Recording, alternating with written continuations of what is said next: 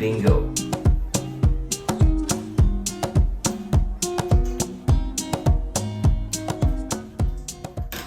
So a few months ago, I decided to do something about my addiction to sugar and carbs.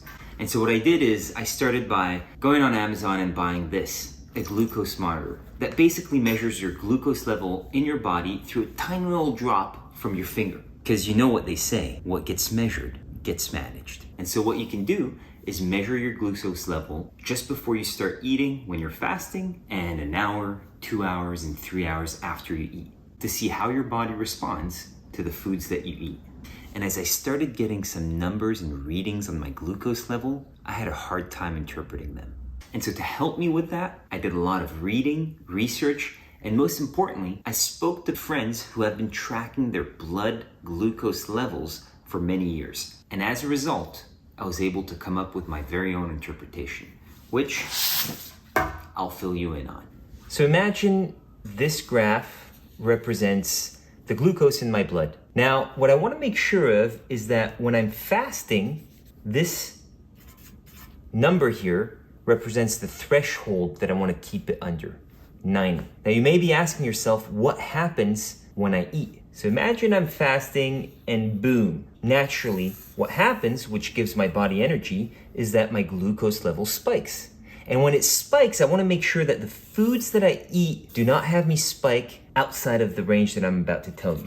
80 and 120. Now, let's say I eat something that makes me spike above 120. The key thing is that 2 hours after my meal, I want to make sure that my numbers goes back down to 100 or below. And this represents the very simple way that I keep track of my blood glucose and make sure that it's always in check.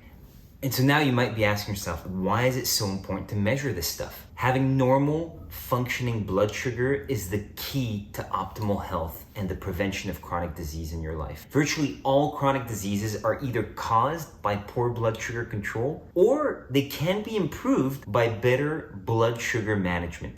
And so that's why you want to make sure that your spikes are kept to minimum and you keep that range nice and tight to the 80-120 range like we just discussed.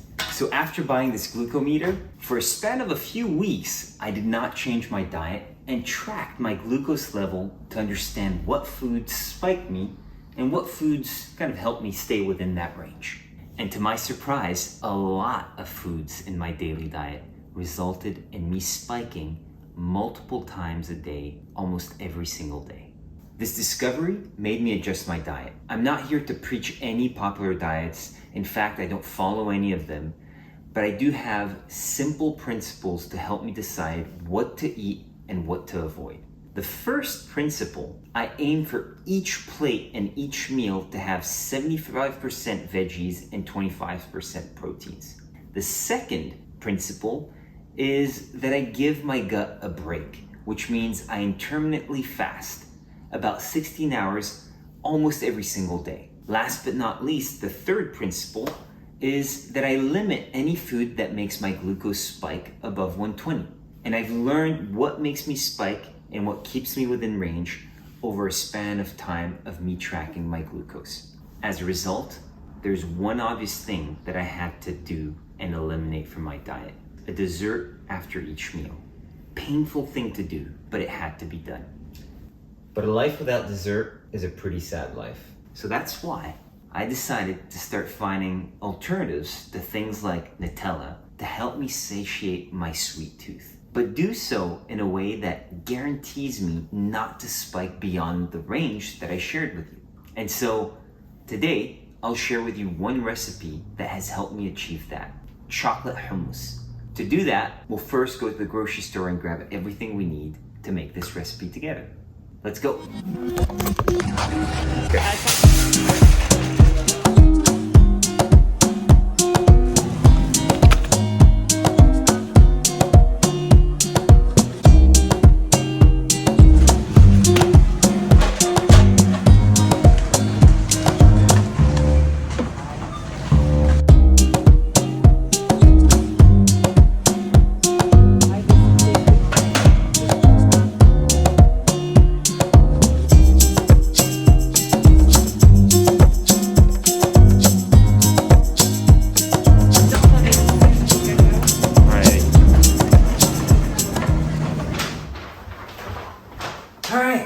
we made it back from the store.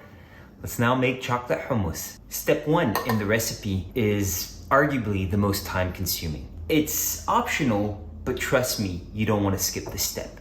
It's about the chickpeas. Now, you can use the chickpeas as is, but if you want extra smooth hummus, especially when it comes to chocolate hummus, you want to peel every single chickpea in the can.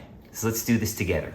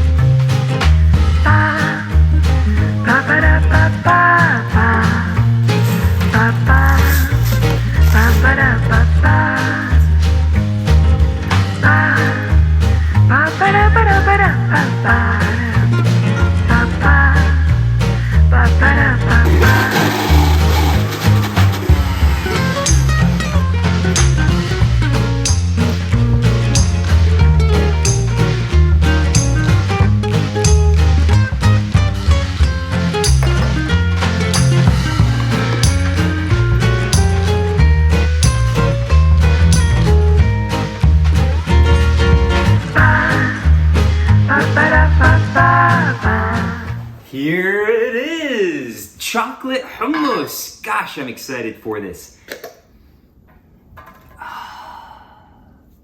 Look at this texture, will you? So let's give it a try together here.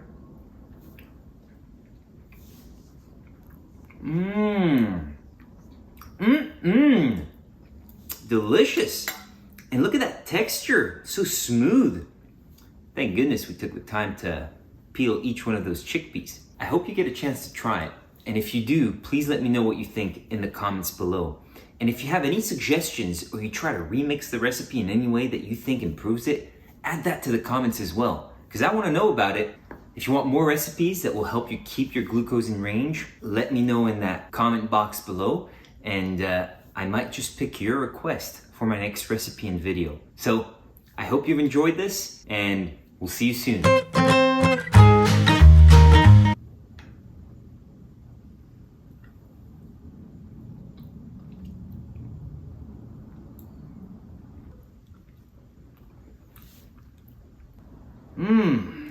Spoon, jar, eat it just like chocolate mousse.